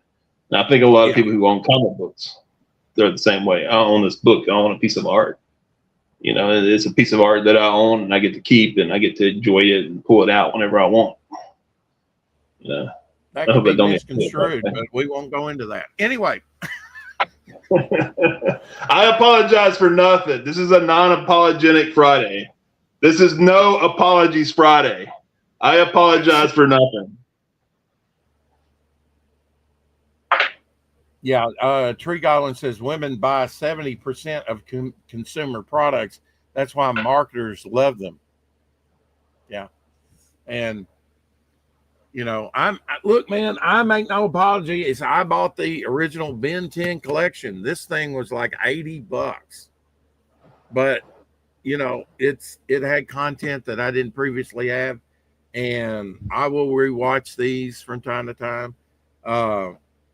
I think after binge watching Ben 10 Alien Force, Ben 10 Ultimate Alien, and Ben 10 Omniverse, plus a couple of movies, I feel like I've got a better handle on who Ben 10 is. I'm an expert now, you know. So, yeah, if it's something you're going to use, but that's like an $80 set, so it ain't cheap. You enjoy the hell out of that Ben 10, Rex. You enjoy the hell out of it. Don't nobody tell you right. you can't. I think it's got like over 1,100 hours or something on it. You know, it's a lot of TV watching. And see, I have not had inward streaming TV for maybe the last 25, 30 years. A long time. I don't get cable, don't get any kind of satellite. I can watch stuff over the internet, you know, if my computer's not busted. But most of the time, I just get physical media, which is quickly going away. Mm-hmm. And I play what I want to. If I want to watch the original Tron, I can. I just go to my library and pull it, watch it, whatever. You know, if I don't have it, I don't have it. But there's a few things I don't have. You know, I'm still missing the 7th season of S.H.I.E.L.D., the last season of S.H.I.E.L.D., and I watched that with John over on his TV, and except for one episode, which was way wacky, I enjoyed it. So I'll be getting that this year, hopefully. And maybe the 3rd season of Orville, maybe. I enjoyed that. Something that I get stuff that I know that I will probably watch again and again and again, you know? Yeah. Or something I grew up with. Yeah, there you go. Yeah, well, what's like 5 movies in your collection you can't go without? Ooh, now you're asking the hard questions. We're on the hot stove, Rex. Okay. No apologies. I would probably say Highlander. There you go. Okay, there's one.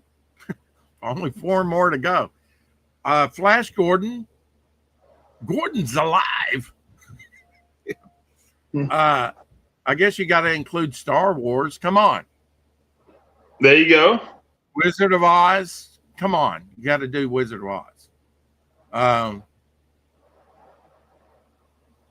One more. So many movies flashing through my mind. You know, if you're on a desert island, that's what if you're on an island and you could only watch 5 movies again and again and again.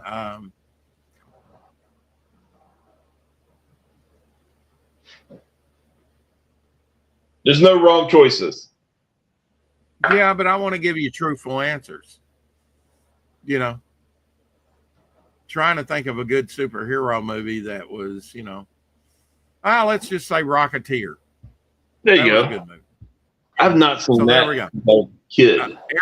Eric and Boyd says, I agree with Billy Powermax regarding how most of us regard comics and diecast vehicles, models as well. Yeah, models. I enjoyed making models. And action figures. Burkholder says, but surprisingly, comics were printed on the cheapest paper, not intended to be collected. That's true. Newsprint. And wound up being collected as art because the men who raised the comics industry did real art printed on cheap paper. Yeah. The Man Who Would Be King and Zulu. Those are good movies. Yeah. I've got Zulu in my collection. I've got Zulu. The Man Who Would Be King. Is that the title, or is that The King and I? That's two different movies, right? With Yul Brynner.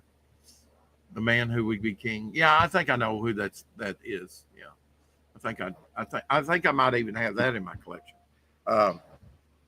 You know, of course, there's Gone with the Wind. There's all kinds. You know, I'm glad I don't have to make those hard choices, Billy. You know, could only pick 5 movies. One of the movies I'm wanting to watch most, and I have to get a smart TV to do that, and put my Blu-ray 3D capable and whatever else. Wizard of Oz in 3D. I'd love to see and be scared by the flying monkeys in 3D. Hey, they used to scare me again and again and again once a year as a kid. You know, that witch. Oh, they're terrifying. And the flying monkeys, I was terrified. Oh my God, witches are terrifying. We got witches in Last Days of the Bad Moon. They're terrifying. Lion the Witch in the Wardrobe. You know, animated feature. If we're talking animated, I like the original of that. You know, if it came to animated, gosh, you know, I would have to have the one season of Johnny Quest, the original Johnny Quest, Herculoids, you know, Wizard, yeah, Wizards was good, Wizards the movie, absolutely. You got to have Ralph Bakshi's well, I mean, he did a great job before that on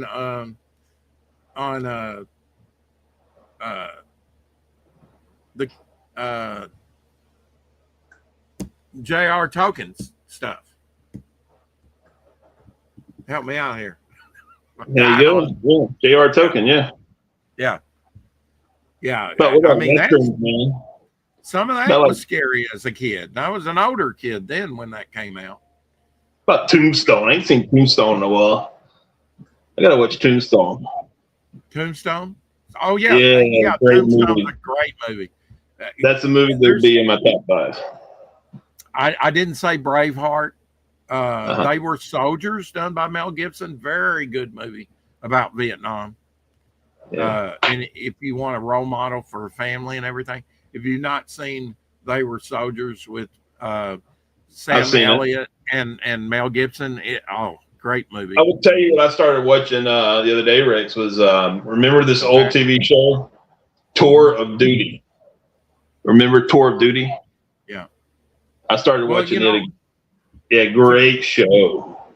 Fantastic show. To bring this all around, and something that I equated kind of like your post-apocalypse story in your comic is Thundarr the Barbarian. I would love to see a live-action Thundarr the Barbarian movie. You know, there's a comic book now. You know, they just remade that. I did. Yeah, I bought the first issue. Hopefully, I've got issue 2, 3, whatever at the local. I've got them. I ain't read them yet. Yeah, I've not read them. I haven't read them yet, but yeah, I like the. I mean, his first appearance in comics, as far as I know. I'm about to read it tonight. I will tell you, getting back to Tour of Duty, though, you know who was in Tour of Duty? Because I have not seen it since I was a little kid. You know who one of the actors in Tour of Duty is? Kevin Conroy, the voice actor for Batman animated series and video games. He is one of the he's one of the main actors in Tour of Duty. Batman is in Tour of Duty. Interesting. Batman is in Tour of Duty, and he sounds like Batman. I saw recently on disc Band of Brothers. Is that pretty good? I heard it was when it came out. Band of Brothers is great. Yeah, Band of Brothers is fantastic.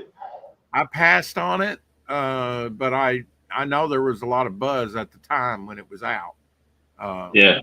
But if I see it again, I may pick it up. I don't want to spend a lot of money. All my money right now is to get Devil Flyer out and get stuff.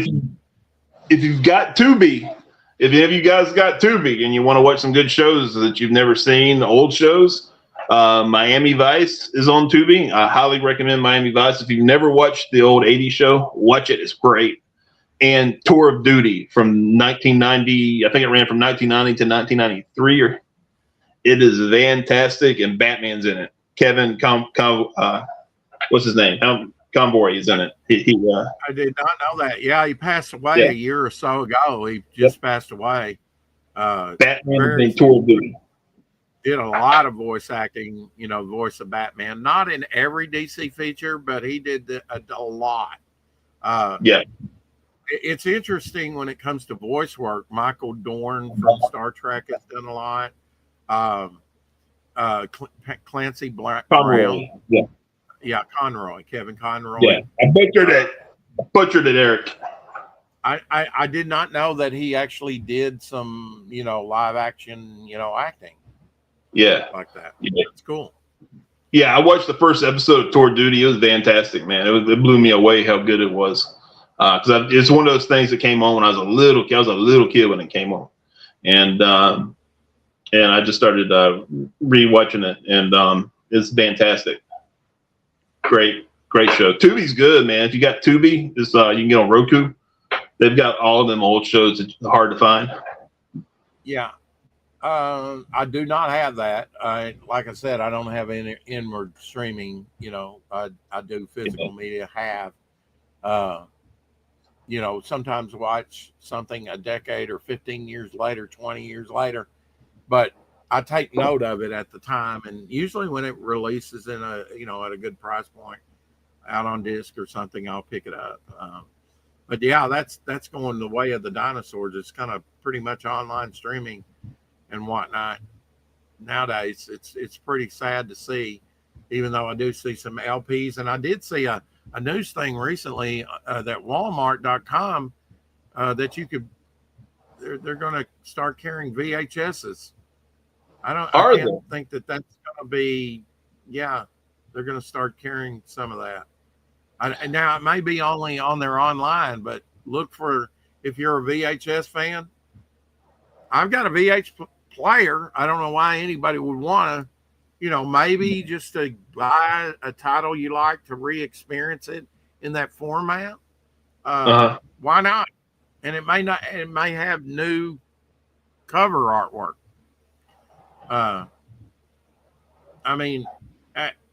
I equate it to like 8-track tapes. I used to buy the 8-track tapes. I had an 8-track player in my first car. And I bought that over the cassettes. Why? Because the artwork was bigger.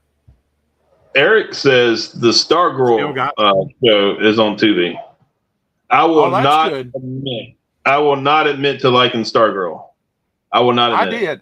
I thought it was okay. I thought it was kind of for younger crowd, but Stargirl great. Stargirl, especially the first 2 seasons, great. Okay, I had no apologies. I apologize for nothing. Stargirl's great. Okay. Well, you're entitled to your opinion. I thought compared to some of the later Arrows and seasons and other things that you did get to see the Justice Society of America, which was exciting. Hell yeah. Yeah, I like that. I think what helped that show is Jeff Johns had a major part in producing that show. So that kept it kind of grounded to the lore of JSA and whatnot in DC, which made it good. And it had good acting in it. He's the co-creator of Stargirl, so you should be, and the Robot Dad or whatever, the robot character. So I'm gonna tell you what else makes Stargirl great, man. What else makes Stargirl great is Amy freaking Smart, who is still smoking hot. Amy Smart. I would, if I had 5 more, scratch all the others. Maybe Wizard of Oz, you gotta have that. But am I wrong? Tell me, am I wrong? I gotta have Magnificent 7. I probably gotta have Bullet, the King of Cool. I gotta have at least one Steve McQueen movie, Bullet. Steve McQueen, hell yeah. Yeah, the King of Cool. The Red. Am I wrong? Yeah. Am I wrong about Amy Smart? Amy Smart played Stargirl's mother, the actress. Am I wrong? She's still smoking hot. Go back and watch it. I like Calypso in Stargirl. Yeah, they had a season-long arc with Eclipso. I thought didn't really, and Eclipso's been weak to me always. But yeah, they did a good job with it, I guess. The Mother, I'll have to go back and look at that. I have not. Amy Smart is still smoking. She is still smoking hot. I'm sorry. She is smoking hot. I will agree with you. Smoking hot. She's what you call bombshell classic. Definitely. Yeah. I like The Last Starfighter. I think that's a great 80s type movie. The Monster Squad. I mean, there's so many. The original Tron I thought was, underrated. At the time it was kind of lackluster. Played the hell out of the game. But anyway, to bring this all back around and give you the final word, Billy, why should people go over to Fund My Comic and back your book? Tell us about your book, Bad Moon, Last Days of the Bad Moon. Because it's an unapologetic, testosterone-filled horror sci-fi classic book. Okay. That is full of action and full of fun and conspiracies, and you get to follow this hero on his journey to crush the woke new world order and put it under his boot and squash it like the cockroach it deserves to be squashed like. That's why you should back. Do you put little Easter eggs in there or anything? Oh yeah, there's lots of nuggets in there. Okay. Lots of nuggets, lots of wervo, lots of testosterone. Go check it out on Fund My Comic. Well, somebody will drop a link for it. Yeah, it's a fun somebody will drop. Billy won't, but somebody will drop the link for it. Let me see if I can drop it again. I'll get it dropped again. Let me see. I had it dropped again. Yeah. Let me drop it again. We hope at a certain age they do drop. So I'll give you time to do that. Yeah, we don't apologize for anything around here. No apologies. This is No Apologies Friday. No Apologies Friday. That's right. That's right. We apologize for nothing. If you came here looking for apologies, you're mistaken. Right. Recap on my stuff. I'm getting a quote on the sticker cover because I'm going to have that published first. I paid for the 100 of the Bog bookmarks, which are double printed. I still got to get her the Q code or whatever we're going to stick on there for advertisement. Maybe to the YouTube channel. How about that?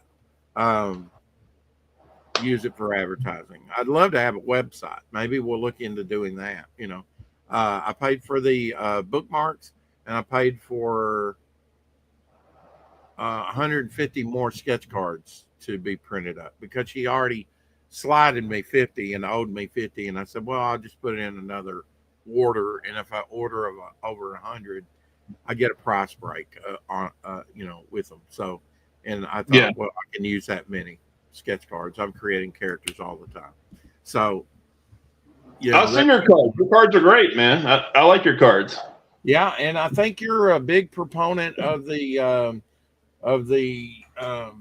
pizza rounds too, right? You like you like the pizza rounds? No, I do. Those are cool. Hell yeah. Yeah. And here's, I don't know if you saw that one. That's one John did, a Bog. You've got me at trading cards though. I am a comic book trading card. I am too. Yeah. I'm telling you, since I've gotten these printed up, I've created so many characters on these things. I have expanded the Momentum universe using this format. I love it. I love these things. But we're going to have some great trading cards come out with Devil Flyer. We've got only one more trading card to print up. Of course, what you want to get is the charter member card. That entitles you to free stuff. And you're going to get an original piece of artwork. You're going to get a trading card with this. This is your first premium that goes with that charter member card. How long do we have to get the charter member card? All you have to do is back Devil Flyer and you get a charter member card as long as the campaign's going on. We offered this on the Ash Can and we're offering it again on this one, but it will not be offered after. You get your a Devil Flyer certified member card, and you can sign it on back if you want. It'll come in a top holder like this, protected with your order, or but I'm sending this first premium out with the order, but subsequent things will be sent out. If you're a charter member and got this card, you'll get free stuff, bookmarks, magnets, whatever. You'll get free stuff, no charge to you. I just need to know your address. You'll get free stuff from Momentum Comics. This certifies if you got one of these. This is all I need to know, that you got one of these. You're on the original certified members list. This is gold. You'll get free stuff at least once a year, maybe twice a year in the mail. And all I want is a current address. That's all I want. So I think, because I know I love getting stuff in the mail, and I really love getting free stuff in the mail. Oh yeah, I want that. I'm getting one of those, Rex. I'm backing it. I got you. Awesome. We are only $99 away from getting a Bog die cut sticker, 6 a.m. sticker. So we're only $99 away. I'm sure we'll meet that goal. And then after that, Hopper and Lady Hopper sticker done by Rob Ewing. And he's coloring the Hopper sticker right now that goes with the sticker book. There's 2 Hoppers stickers, or will be if we reach that next goal after that. But I'm pretty confident by the time we close out the campaign, we'll get that Bog 6 a.m. sticker, because I know there's a lot of Bog fans out there. I just got my 3 scanned pieces of artwork. They're back here. That Bog cover I did got scanned. The Euphoria page that I did got scanned. And Ryan James 10 years of Bog page that he did, which is awesome, it got scanned. So I just got that back today. I said, I totally forgot about that you had these, which is not a good thing. Eric says, if anyone wants, please check out my YouTube channel. Heck, subscribe to after you check out Billy Power Max's campaign, please support Billy Power Max. I think I am subbed to you, Eric. Let me see. If I'm not subbed, I'm subbing now. Let's see. Am I subbed to Eric? Let's see. Go to channel. Let's see. I think I am subbed. Am I subbed there? No, I'm not. Eric, you just got a sub. Eric, sir, you just got a sub, sir. Eric, I don't think you've ever really bought anything, but you've contributed to the campaign 2, 3, 4, 5. You made some contributions to the campaign, and you're our grand prize. Eric and Boyd, if you didn't know it, is our grand prize winner. He's going to get one of everything: the tapestry, the hardback, everything. Lorenzo Sleestack was our second, and he'll get some free items as well. Absolutely, you're going to get a certified. Yes, you're certified. Thanks for that. There you go, Eric. Absolutely, and that entitles you to free stuff from now on in the mail.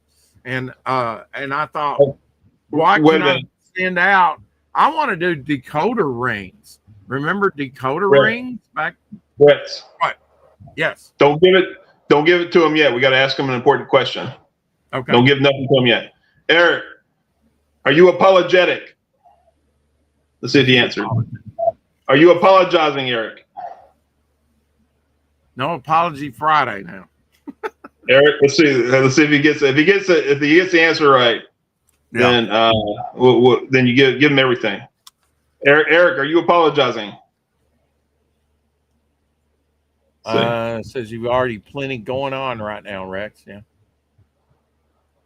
Yeah, I got a lot going on. We're ramping up, hopefully, to kill trillions more mosquitoes this year, and they're not bad yet. I'm off tonight and off this weekend, so but yeah, I'm just trying to get everything printed up, and we'll be doing the t-shirts here pretty soon.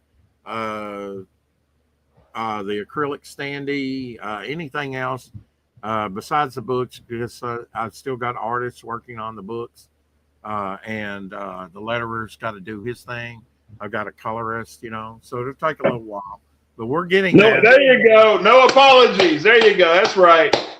Give him everything, Rex. He gets it. No apologies. No apologies Friday. Hell yeah. Now, was that in Nirvana? Maybe he's asking. No apology. There you go. I'm sorry for nothing. I apologize for nothing. A mosquito, my libido.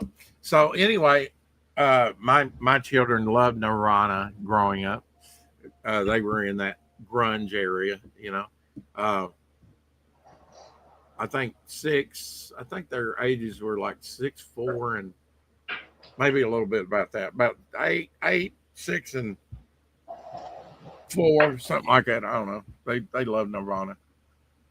From the youngest all up. Of course, you know how it is. The youngest likes it because the older likes it. You know, but they like that grunge era. Anyway, we're going to get out of here. Thank you, Billy, for coming on, making the show. Thank you for sharing The Last Days of the Bad Moon about your comic book. I really appreciate it. And a little bit of your history on films and stuff. That was really interesting. Oh, yeah. You had the dream job back in the day. And roughly when was that, Billy, that you did that in theater? That was in the late 90s when I had that job. Late 90s, okay. Well, it's already an era that's already changed. Your job description's already changed. That's right. Time moves on, and we got to as well keep collecting and take care. Go check out some great campaigns like Devil Flyer and Last Days of Bad Moon. Fembat, got a Fembat fan here and here, and Apex Comics. What else? There's a lot over there at Fun My Comic, and I do agree with Billy. I think it's the best platform for independent comics, especially those that might be a little bit unapologetic.